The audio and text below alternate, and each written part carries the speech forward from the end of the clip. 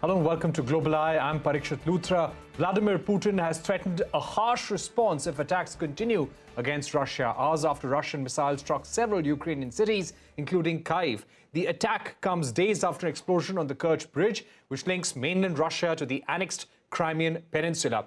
President Putin had called the attack on the bridge as an act of terror. Dozens of missiles launched reportedly from the Black Sea hit Kyiv, which came under attack for the first time since June. Several people have been killed in the attacks. Moldova has summoned Russia's ambassador to explain why missiles launched into Ukraine crossed Moldova's airspace. Ukrainian President Volodymyr Zelensky has accused Russia of trying to wipe his country off the face of the earth. He will be holding talks with G7 leaders tomorrow. Маємо справу з терористами, десятки ракет, іранські шахіди. У них дві мішені – енергооб'єкти по всій нашій державі. Київщина і Хмельниччина, Львів і Дніпро, Вінниця, Франківщина, Запоріжжя, Сумщина, Харківщина, Житомирщина, Кіровоградщина, Південь держави. Вони прагнуть паніки і хаосу, хочуть знищити нашу енергосистему. Вони безнадійні. Друга мішень – це люди. Чому саме такі удари? Ворог хоче, щоб ми злякалися, щоб люди побігли, але бігти ми можемо тільки вперед і демонструємо це на полі бою. Investigative results speak to the fact that it was a terrorist attack aimed at destroying a critical piece of civilian infrastructure of Russia. And it is also evident that the terrorist attack was ordered and organized by the Ukrainian security services. All right, let's get your latest from Russia. NBC's Cal Perry brings us the latest.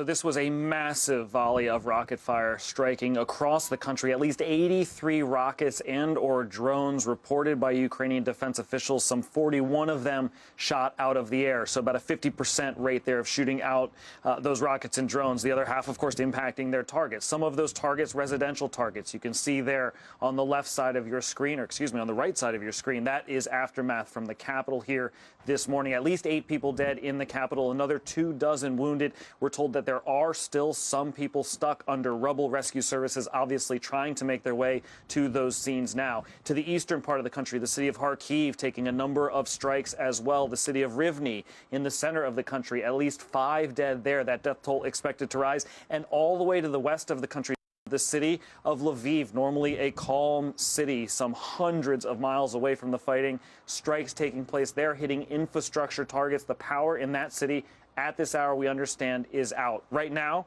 where I am in the capital, the streets are deserted. People are huddled in the subway.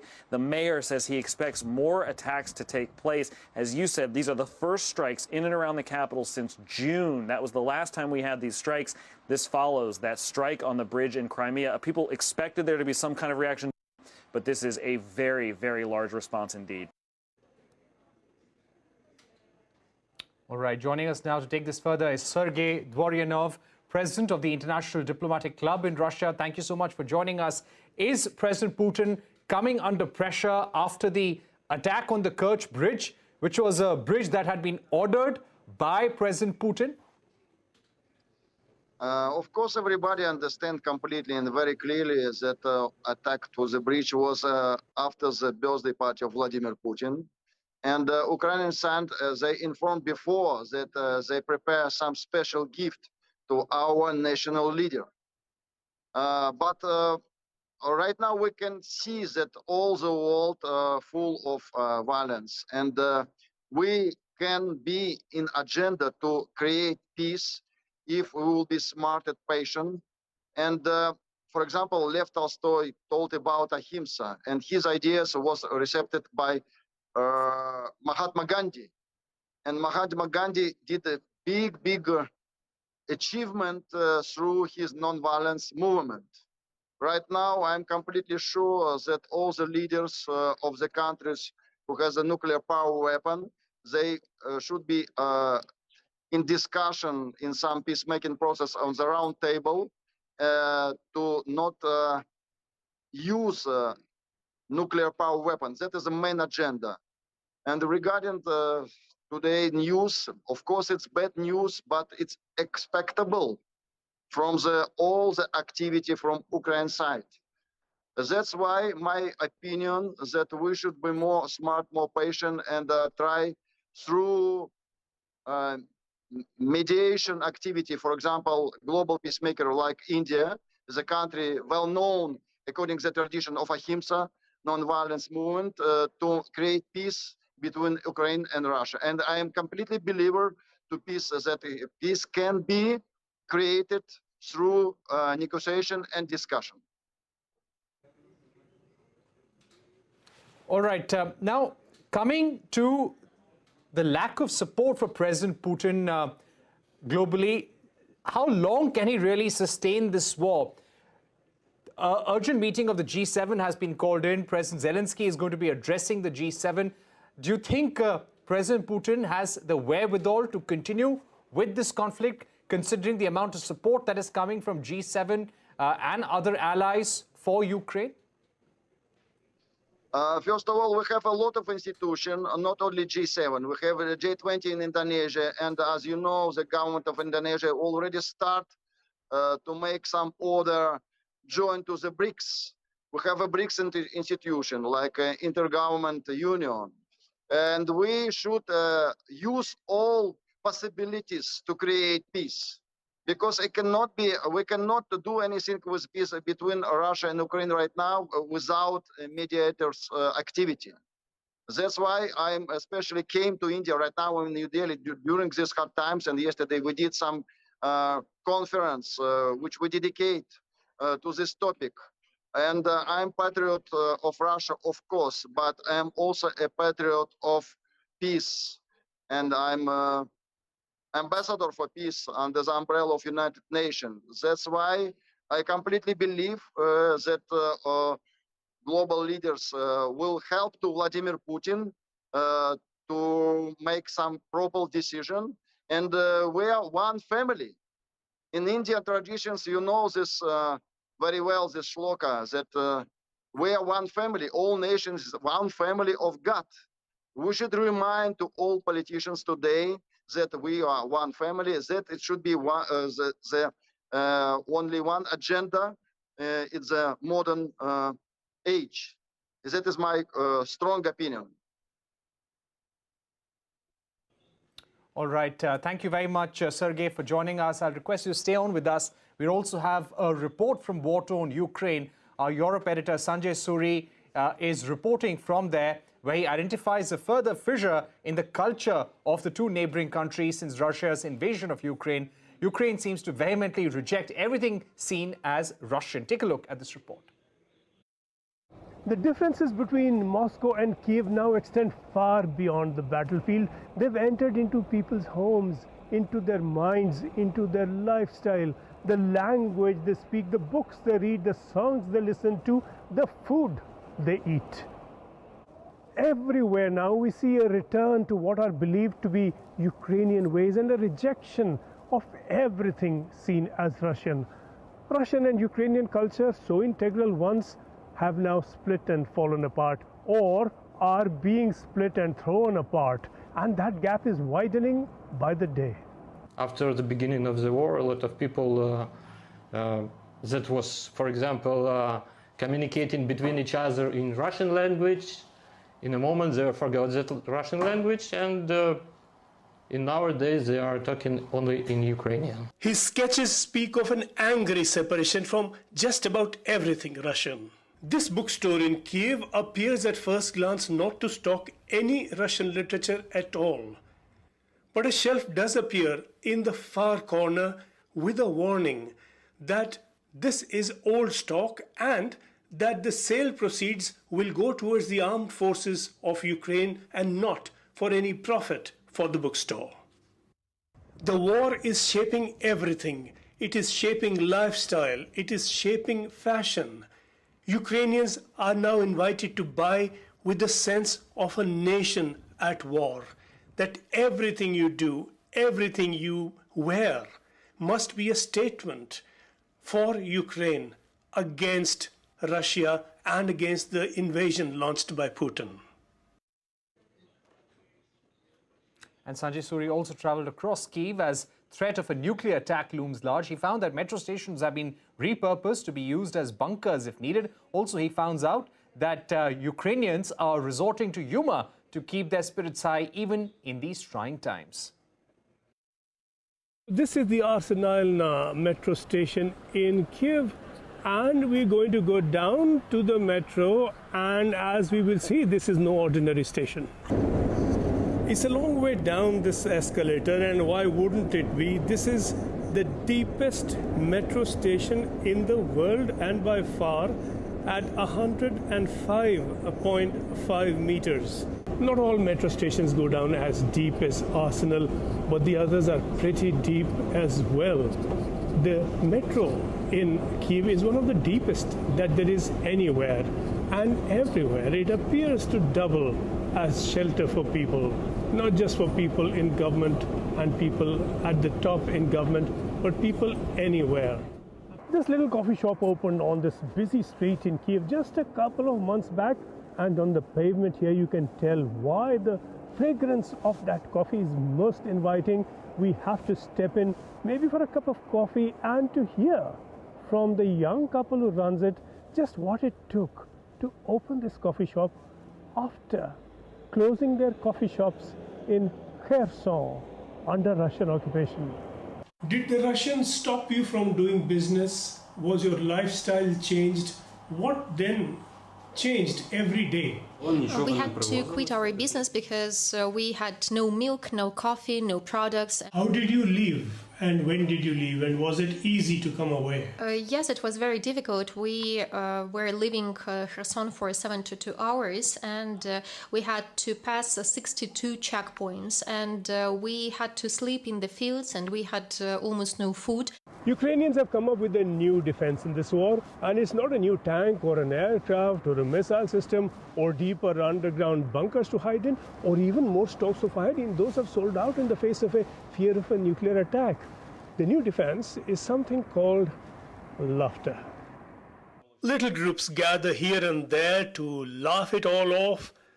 This group here has gathered to listen to Anton Timoshenko. Anton, how you become so enlightened? It's yoga, now it's Russian bombs. A special course in Kharkiv. Whoa, I feel so alive now. That's nice. So Anton, when everyone's crying about the war, why do you need to laugh about it? Because what else we can do when we have so difficult times? Laughing is a good way to escape. All right, that is Sanjay Suri reporting from Ukraine. We're also getting a statement now from the Ministry of External Affairs, and this is on the latest round of attacks by Russian forces against Ukraine. Remember, at least 85 missile attacks have been launched, and the MEA spokesperson in India is saying that India is deeply concerned at the escalation of this conflict, including targeting of infrastructure and deaths of civilians.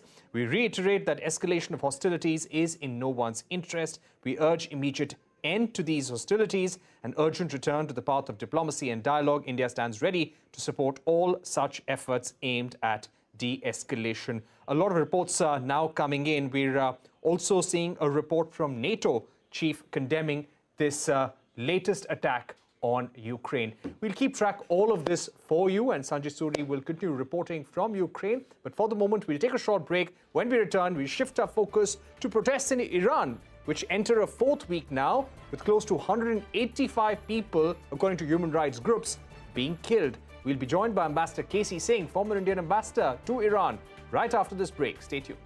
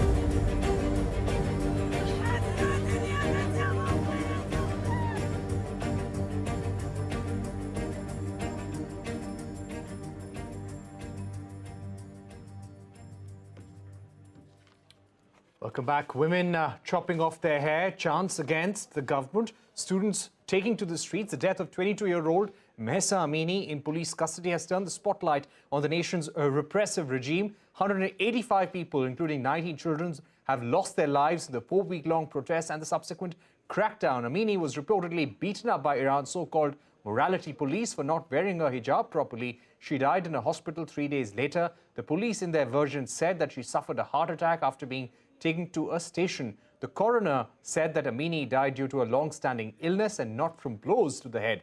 On Saturday, Iran's state-run broadcaster was hacked on air when the news bulletin was interrupted by an image of Iran's supreme leader, Ayatollah Ali Khamenei, with flames around him. Joining us now is Ambassador K.C. Singh, former Indian envoy to Iran. Ambassador K.C. Singh, these are unprecedented protests taking place across Iran now. We've seen a large number of casualties. We've seen students coming out in protesting in a big way, asking for political liberties, liberties in terms of human rights, in terms of dressing the way they want to. How different are these protests from any protests that may have taken place in Iran over the last 30 to 40 years? Look, the last big protests, the biggest one was 2009, when President Mahmoud Ahmadinejad was re-elected. So people felt that the election had been tinkered with. He was unpopular. There's no way he could have won that election. So people came out on the streets. But the difference was that these were all the people who came out on the streets from different segments, not just the women and the girls. Again, there were popular protests in 2018, 19, 18, when the gas prices went up. But what is different this time is that it is led by women, girls, youth, and therefore it has a different complexion. And it runs through, say, 50% of the population, because that's the female population roughly of Iran. Why are they finding it difficult to control? Because it's very widespread. You see, any agency will either have to use brute force. They don't want to use that because they still want to maintain a degree of legitimacy. And no government can have legitimacy without shooting its own citizens down. But the current president, and this is the difference, the election that they had by which he has come up was completely rigged, in the sense they didn't even allow, they completely debarred all candidates which had any pretensions to a liberal past. So they made sure that Ibrahim Raisi becomes a president. He has a very unsavory past because he was a judge immediately after the revolution in 79, when a few thousand prisoners were killed. So he has that stigma which is attached to his name. Maybe that is why he's not. But essentially, it'll be the Revolutionary Guards who will have to take a call. There is also the factor that we don't know now. Supreme Leader Khamenei is very old. We don't know how ill he is, how much more he can live, etc. So Iran is that way at a inflection point, and these sanctions have also affected them, though they've managed to live with them, but it has affected them. But Iran also has a few positives going for them. Okay. Now with Russia fighting the Ukraine war, the Americans don't want to press. Singh. Yeah. Right. Ambassador K.C. Singh, you made an important point that Iran today is at an inflection point. Do you think all the issues that the protesters, the large number of women, and you said that is the 50% of the population, they're asking for personal and political liberties. Do you think somewhere the Iranian leadership will have to compromise? Right now, they're telling their forces across the country to severely confront troublemakers and anti-revolutionaries. But do you think somewhere they will have to relent? The trouble with any revolutionary government and Islamic revolutionary government is that if you start compromising, their fear is that if you compromise through popular protest on this one crucial thing, then there would be future protests, which would look for more compromises and more relaxation. So that would be the fear of the Revolutionary Guards, of the ruling elite, of the clerics, that you cannot start compromising with something like this, because they would trace this coverage of the heads and the hijab to basically Islamic injunction. So it's feeding back into the Islamic regime's core beliefs, the people who are running the country, the clerics. Now, if they compromise on this, then their worry would be that tomorrow people may want more democracy like they wanted in 2009. They may want freer elections. But Iran, the advantage, the interesting thing is the Americans, it was President Obama then in 2009, they decided not to push, not to support the protesters at that stage, because they felt that that would turn them into basically the regime will be able to dub them as American puppets. So the Americans stepped back. But this time the Americans are out. They've supported it. Even though the Americans would need, were talking to the Iranians about reviving the nuclear deal. They would like to wean away Iran from the Chinese and the Russian corner. And at a time when the OPEC Plus have said that they want to cut the oil production by 2 million barrels, one of the countries which can quickly bring more oil into the market is Iran. So there are these conflicting needs, because of which also the West is supporting the women, but at the same time also probably holding back. All right. We've run out of time, Ambassador K.C. Singh, unfortunately, but thank you very much for joining us here on Global Eye, giving us your view of the protests in Iran, which only seem to be escalating by the day. With that, it's a wrap on this edition of Global Eye. Thank you for watching. News continues on the other side.